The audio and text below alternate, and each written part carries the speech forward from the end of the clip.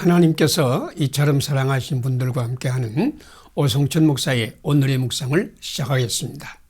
오늘의 제목은 예수님은 지금 당신을 위해서 중보 기도를 드리고 있습니다. 오늘의 말씀은 히브리서 7장 11절에서 28절 말씀입니다. 그러므로 자기를 힘입어 하나님께 나아가는 자들을 온전히 구원하실 수 있으니 이는 그가 항상 살아서 저희를 위하여 간구하심이니라. 아멘. 기독교인 정치가 로버트 뮤레이 맥케이는 이런 신앙을 고백했습니다.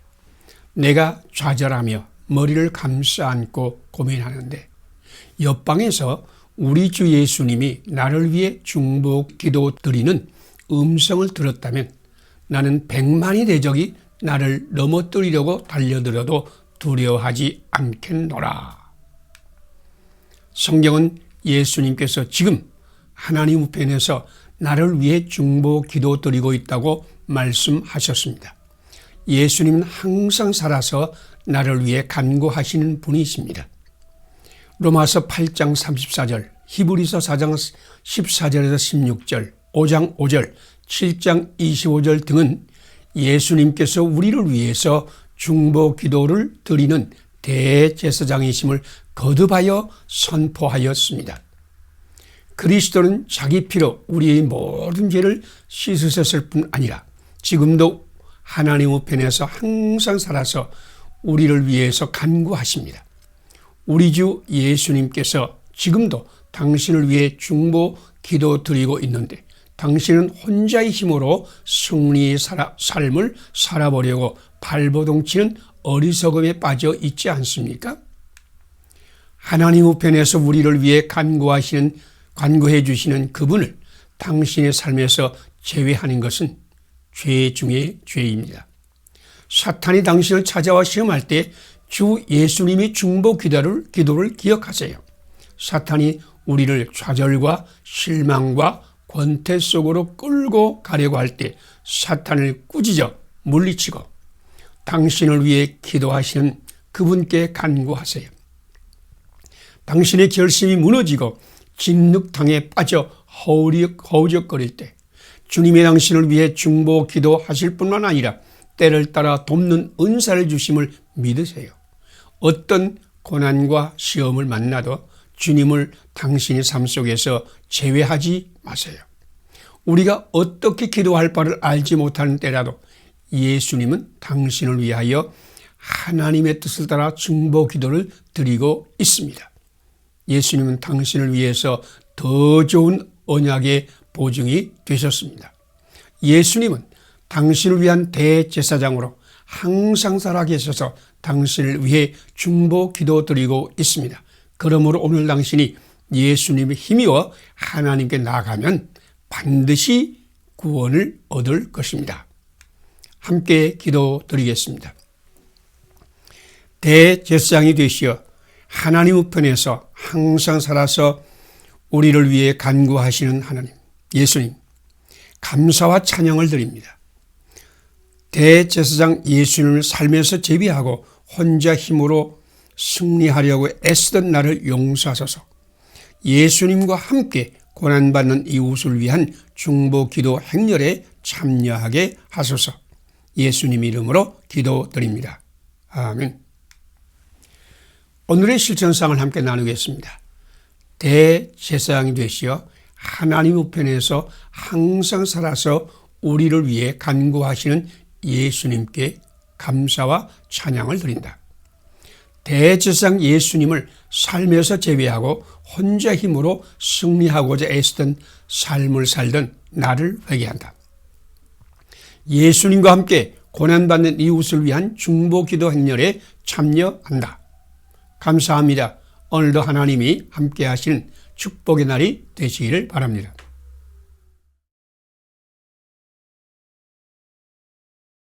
하나님께서 이처럼 사랑하신 분들과 함께하는 오성천 목사의 오늘의 묵상을 시작하겠습니다. 오늘의 제목은 예수님의 이름으로 무엇을 구하든지 다 받으리라. 오늘의 말씀은 요한복음 14장 8절에서 17절입니다. 내 이름으로 무엇이든지 내게 구하면 내가 행하리라. 아멘. 예수님은 너희가 내 이름으로 무엇을 구하든지 내가 시행하리니 이는 아버지로 하여금 아들로 말미암아 영광을 받으시게 하려 함이라 라고 말씀하셨습니다. 또한 예수님은 무화과나무에 일어난 기이한 일을 보면서 놀라는 제자들에게 너희가 기도할 때 무엇이든지 믿고 구하는 것은 다 받으리라. 너희가 내 안에 거하고 내 말이 너희 안에 거하면 무엇이든지 구하라. 그리하면 이루리라. 요한복음 15장 7절 말씀의 약속입니다.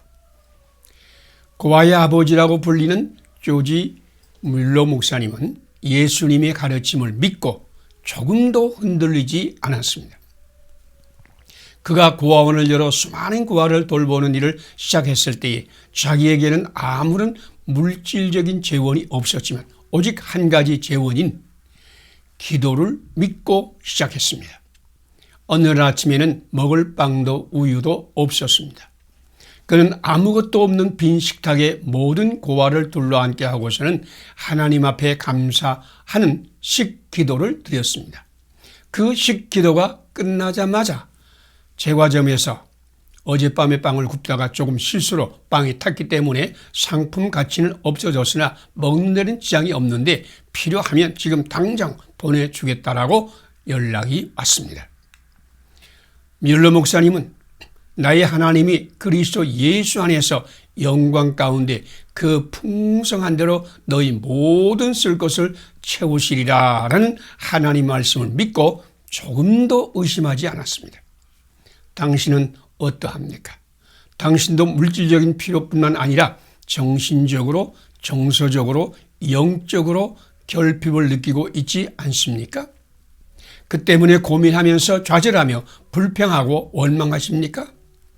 그런데 당신은 지금 엄청난 재원을 가진 부자임을 알지 못하십니까? 무엇을 구하든지 구하는 대로 주신 예수님을 믿습니까?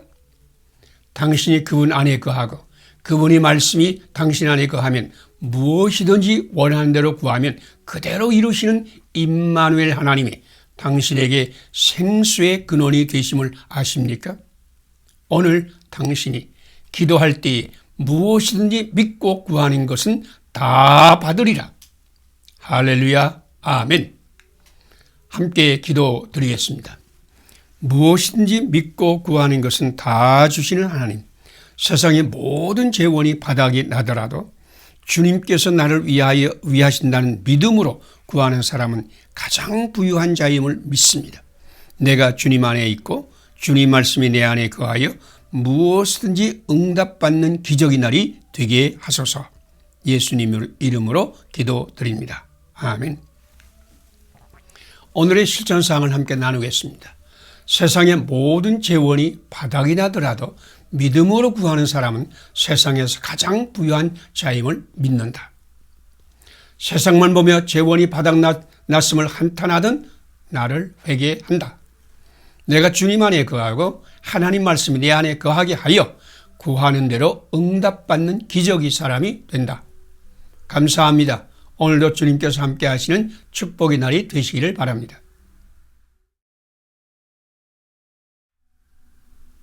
하나님께서 이처럼 사랑하신 분들과 함께하는 오성철 목사의 오늘의 묵상을 시작하겠습니다. 오늘의 제목은 하나님은 엄청난 재앙의 때에 구원의 새 일을 시작하십니다. 오늘 말씀은 예레미야서 1장 13절에서 19절입니다. 보라, 내가 오늘날 너로 그 온 땅과 유다 왕들과 그 땅 백성 앞에 견고한 성읍, 쇠기둥, 노성벽이 되게 하였은즉 이는 내가 너와 함께하여 너를 구원할 것임이니라. 여호와의 말이니라. 아멘. 공항 관제탑에서 비행기로부터 구조 요청 신호를 받았습니다. 당신의 현재 상황을 말하시오 라는 연락을 받은 비행기 조종사가 답변했습니다. 지금 우리 비행기는 공항에서 300마일 떨어진 곳에 있으며 현재 고도는 600피트, 연료가 바닥이 나서 더 이상 비행할 수 없으며 현재 비행기는 급강하 중임. 이 연락을 받은 관제소는 즉시 타전했습니다. 다음에 기도를 반복하시기 바람. 하늘에 계신 우리 아버지시여. 예레미야 선지자는 환상 중에 이런 극적인 상황을 보았습니다. 금연이 북에서부터 기울어진 끓는 가마 환상으로 재앙이 북에서 일어나 이스라엘 땅의 모든 거민에게 쏟아지는 민족적인 재앙이었습니다. 이 재앙은 하나님을 버리고 다른 신을 섬기고 손으로 만든 우상에게 절하는 유다 백성에게 내리는 하나님의 징벌이었습니다. 예레미야는 이 민족적인 대재앙을 환상으로 보면서 눈앞이 캄캄한 절망에 빠졌습니다. 그런데 하나님 말씀이 이 절망적인 상황에서 예레미야에게 임했습니다. 하나님은 바로 이 절망적인 상황에서 예레미야를 부르시고 그를 선자로 세우시고 하나님 말씀을 선포하게 하셨습니다. 유다 백성은 바로 이 절망적인 상황에서 하나님의 음성을 받았습니다. 우리 상황이 절망적이기 때문에 하나님 말씀이 중단되고 하늘문이 닫힌 때는 없었습니다. 오히려 하나님은 그 상황이 절망적이기 때문에 우리를 구원하는 사회를 시작하셨습니다. 당신에게도 사방으로 우겨쌈을 당하고 모든 자원이 바닥에 나버리고 끓는 가마가 기울어져 끓는 기름이 쏟아지는 재앙이 보입니까? 당신도 지금 살 소망까지 끊어지고 마음의 사형선고를 받은 자처럼 절망한 적이 있습니까? 바로 지금이 하나님 말씀을 받을 때입니다.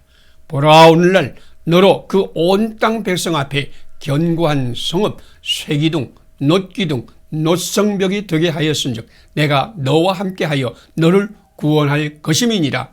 여호와의 말이니라. 아멘. 함께 기도드리겠습니다.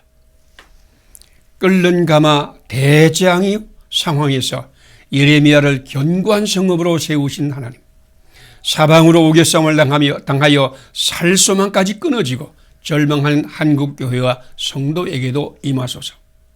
한국교회도 견고한 성읍이 되어 재앙에 빠진 이 나라 이 백성을 구원하는 데 참여하게 하소서. 예수님 이름으로 기도드립니다. 아멘. 오늘의 실천사항을 함께 나누겠습니다. 끓는 가마 대재앙의 상황에서 예레미야를 견고한 성읍으로 세우신 하나님을 믿는다. 사방으로 우겨쌈을 당하여 살 소망까지 끊어지고 절망하는 한국교회와 성도도 하나님 말씀을 받아 견고한 성읍이에요. 재앙에 빠진 이 나라 이 백성을 구원하는 데 참여한다. 감사합니다. 오늘도 하나님이 함께 하시는 축복의 날이 되시기를 바랍니다.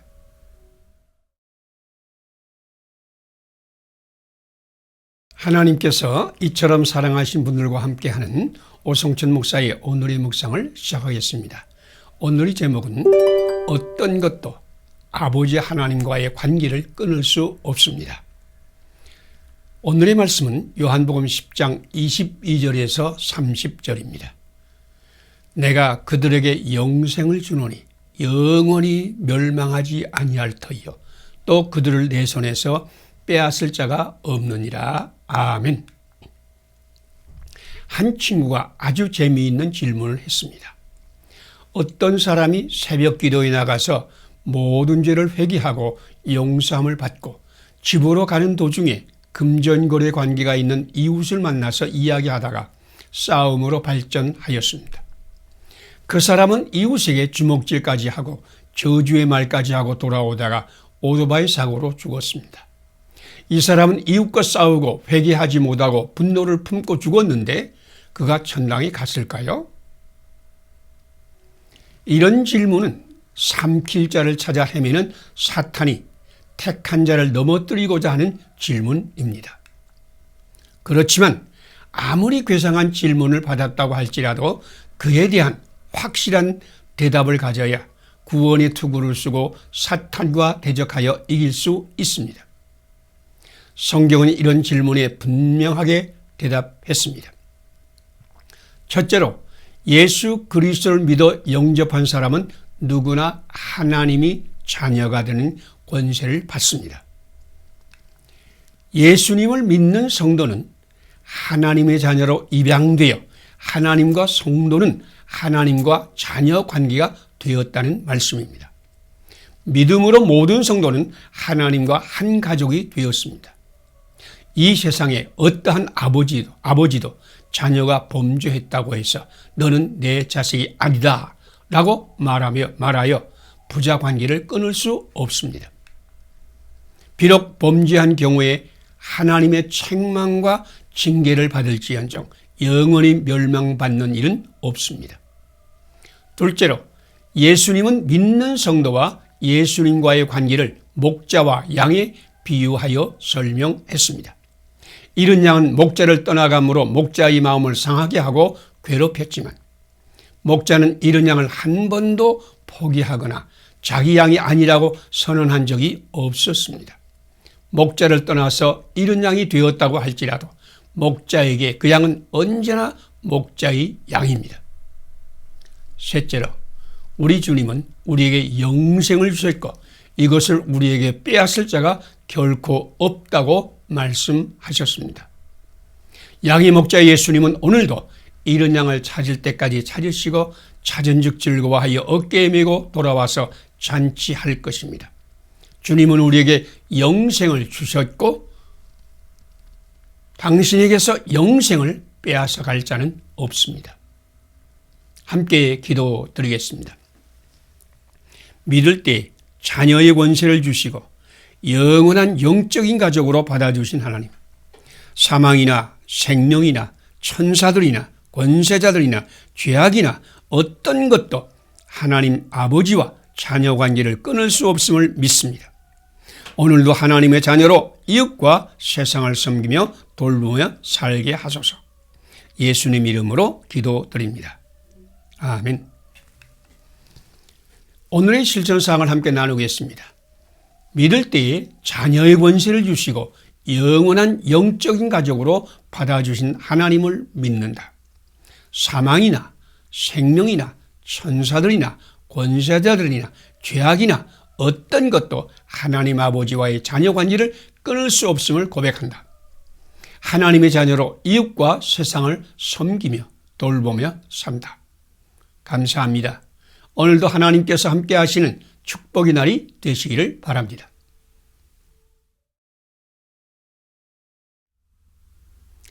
하나님께서 이처럼 사랑하신 분들과 함께하는 오성천 목사의 오늘의 묵상을 시작하겠습니다. 오늘의 제목은 예수님의 보혈만이 주님 형상을 이루는 능력입니다. 오늘 말씀은 히브리서 9장 11절에서 22절입니다. 하물며 영원하신 성령으로 말미암아 흠없는 자기를 하나님께 드린 그리스도의 피가 어찌 너희 양심으로 죽은 행실에서 깨끗하게 하고 살아계신 하나님을 섬기게 못하겠느냐. 아멘. 중세기의 수도자 한 사람이 그 마을에 사는 사람들에게 하나님의 사랑을 설교할 것인데 이 설교는 이제까지 한 번도 들어본 적이 없는 위대한 설교가 될 것이라고 선포했습니다. 약속한 예배 시간에 성전은 남녀노소들로 꽉 찼습니다. 이 예배 시간에 그들은 가장 위대한 하나님의 사랑에 관한 설교를 듣게 되리라고 기대했습니다. 설교 순서가 되었을 때 그 수도사는 설교단으로 올라가는 것이 아니라 촛대가 꽂혀 있는 곳으로 갔습니다. 그는 촛불 하나를 꺼내어 들더니 이제는 제단 가운데 세워져 있는 예수 그리스도가 십자가에 달린 예수님의 조각상 앞으로 갔습니다. 그는 촛불을 높이 올려 예수님이 못 박힌 손 바로 밑에 핏자국에 촛불을 비추었습니다. 수도사는 사람들에게 등을 돌린 채로 촛불을 조금 낮춰 옆구리에 창에 찔린 상처에 촛불을 비추고 나서 무릎을 꿇었습니다. 다시 그는 못에 박힌 발에 핏자국에 촛불을 비추었습니다. 그러고 나서 그 수도사는 조용히 일어나 청중들을 향하여 돌아섰습니다. 청중들은 그 수도사의 얼굴에 맺혀있는 눈물을 볼 수 있었습니다. 그 수도사는 감격이 넘치는 음성으로 이렇게 말했습니다. 나의 사랑하는 형제 자매들이여, 바로 이것이 여러분을 이처럼 사랑하시는 하나님의 사랑에 관한 나의 설교입니다. 그러고 나서 축도로 예배를 마쳤습니다. 지금 다른 두 가지 기도를 드립니다. 첫째는 나의 양심으로 죽은 행실에서 깨끗하게 되어 나의 삶이 복음의 삶이 되는 것이요. 두 번째는 살아계신 하나님을 섬기며 사람을 섬기는 자 되어 하나님과 사람들을 섬기는 삶을 사는 것입니다. 영원하신 성령으로 말미암아 흠없는 자기를 하나님께 드린 그리스도의 보혈만이 나의 양심으로 죽은 행실에서 깨끗하게 하고 살아계신 하나님과 이웃을 섬기게 할 것을 믿습니다. 함께 기도드리겠습니다. 영원하신 성령으로 말미암아 흠없는 자기를 하나님께 드려 보혈을 흘리심으로 나의 양심으로 죽은 행실에서 깨끗하게 하고 살아계신 하나님과 이웃을 섬기게 하신 예수님, 나를 산제물로 드리오니 하나님의 선하시고 기뻐하시고 온전하신 뜻을 따라 살게 고쳐주소서. 예수님 이름으로 기도드립니다. 아멘. 오늘의 실천사항을 함께 나누겠습니다. 영원하신 성령으로 말미암아 흠없는 자기를 하나님께 드려 보혈을 흘리심으로 나의 양심으로 죽은 행실에서 깨끗하게 하고 살아계신 하나님과 이웃을 섬기게 하신 예수님께 나를 산제물로 드려 하나님이 선하시고 기뻐하시고 온전하신 뜻을 따라 살게 고침을 받는다. 감사합니다.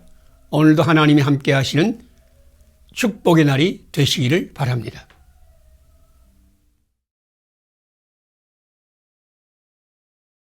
하나님께서 이처럼 사랑하신 분들과 함께하는 오성춘 목사의 오늘의 묵상을 시작하겠습니다.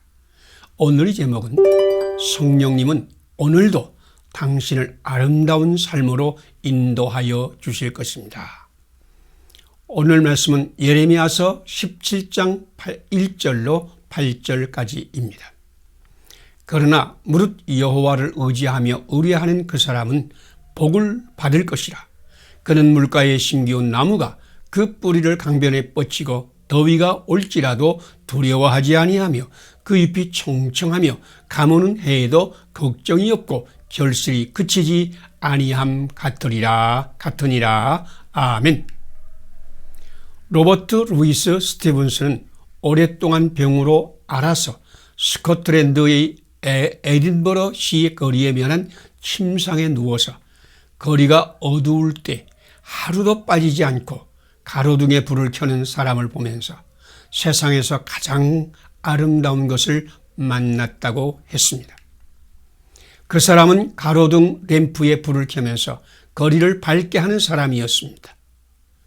내가 지금도 선명하게 기억하는 것은 매일 저녁 가로등 램프에 불을 켠 사람이 지나간 자리마다 밝은 빛이 켜지는 것입니다. 밝은 빛을 남기면서 지나가는 빛의 사람이 남겨놓은 것은 어두운 거리를 밝히는 아름다운 빛이었습니다. 이 세상에서 가장 아름다운 장면이 무엇일까요? 나는 나이아가라 폭포의 장엄함을 보면서 숨을 죽인 적도 있었고, 고대 그리스도인들이 남겨놓은 예술품 앞에서 가슴이 울림을 들은 적도 있었습니다. 공자는 이 세상에서 가장 아름다운 장면은 길 잃은 아이에게 길을 가르쳐주고 그 아이가 자신 있게 자기 집을 찾아가는 모습을 볼 때이다 라고 말했습니다.